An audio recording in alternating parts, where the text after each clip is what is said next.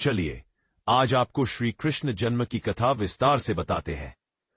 बहुत समय पहले मथुरा नगरी में यदुवंश के राजा उग्रसेन राज्य करते थे। वे बड़े न्यायप्रिय और धर्मात्मा राजा थे, परंतु उनके पुत्र कंस अत्यंत क्रूर, अहंकारी और दुष्ट स्वभाव का था। कंस ने अपने पिता को कारागार में डालकर स्वयं मथुरा का राजा बन बैठा। उसी मथुरा में उग्रसेन के पुत्री देवकी का विवाह वसुदेव से हुआ। विवाह के समय कंस अपनी प्रिय बहन देवकी को बड़े सम्मान से विदा करने जा रहा था।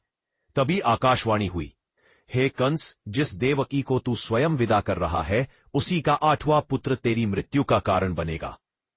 यह सुनते ही कंस का चेहरा क्रोध और भय से विकृत हो गया।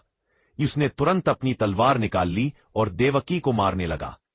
वसुदेव ने हाथ जोड़कर कहा, हे कंस, तुम इतने महान वीर हो, अपनी बहन को क्यों मारना चाहते हो? मैं वचन देता हूं, जब भी देवकी के गर्भ से कोई संतान उत्पन्न होगी, मैं उसे स्वयं तुम्हारे हाथों में सौंप दूंगा। कंस ने यह शर्त मान ली और दोनों को कारागार जेल में बंद कर दिया। समय बीतता गया। देवकी के एक एक कर 6 पुत्र हुए और हर बार कंस ने उन्हें जन्म के तुरंत बाद ही मार डाला। देवकी और वसुदेव का हृदय शोक से भर गया, परंतु वे भगवान की इच्छा मानकर मौन रहे। गर्भ वास्तव में शेषनाग का अवतार था। भगवान विष्णु की माया से वह गर्भ रोहिणी, वसुदेव की दूसरी पत्नी के गर्भ में स्थानांतरित हो गया। यही बालक बाद में बलराम कहलाया। अब समय आया 8वें गर्भ का, जो स्वयं भगवान विष्णु का अवतार थे। देवकी और वसुदेव को बार बार स्वप्न में भगवान विष्णु के दर्शन होने लगे। उन्होंने कहा, मैं स्वयं तुम्हारे घर जन्म लूंगा, ताकि पृथ्वी पर फैले अत्याचार का अंत हो सके। आषाढ़ मास की कृष्ण पक्ष की अष्टमी की रात थी, जब आकाश में घनघोर बादल छा गए, बिजली कड़कने लगी और चारों ओर शांति छा गई। उसी मध्य रात्रि में भगवान विष्णु ने कृष्ण रूप में जन्म लिया। उनका शरीर दिव्य था, मुख पर तेज, चारों भुजाओं में शंख, चक्र, गदा और पद्म थे। देवकी और वसुदेव ने भगवान को देखा तो रोने लगे। प्रभु, आप स्वयं हमारे पुत्र रूप में आए हैं, यह हमारा सौभाग्य है।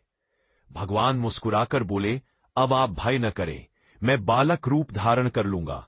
मुझे गोकुल ले जाइए, जहां नंद और यशोदा मेरा पालन करेंगे। तभी कारागार के द्वार अपने आप खुल गए। पहरेदार गहरी नींद में सो गए और वसुदेव ने देवकी से बालक लिया। बाहर मूसलधार वर्षा हो रही थी। वसुदेव ने टोकरी में बालक को रखा और यमुना नदी पार करने लगे। जब पानी बढ़ा तो यमुना माता ने भगवान के चरणों को छू लिया और रास्ता खुल गया।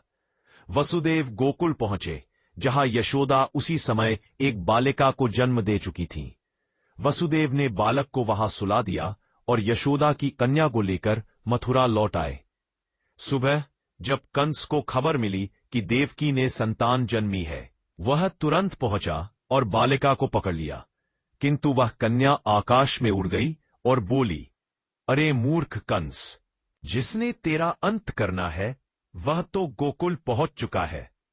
यह सुनकर कंस क्रोध से तिलमिला गया, पर कुछ कर न सका। इधर गोकुल में नंद बाबा के घर हर्ष का माहौल था। सभी गोपो गोपियां नाचने लगे, बधाइयां देने लगे। नंद के आनंद भयो, जय कन्हैया लाल की। यशोदा ने प्रेम से बालक को गोद में उठाया और कन्हैया श्री कृष्ण का लालन पालन आरंभ हुआ।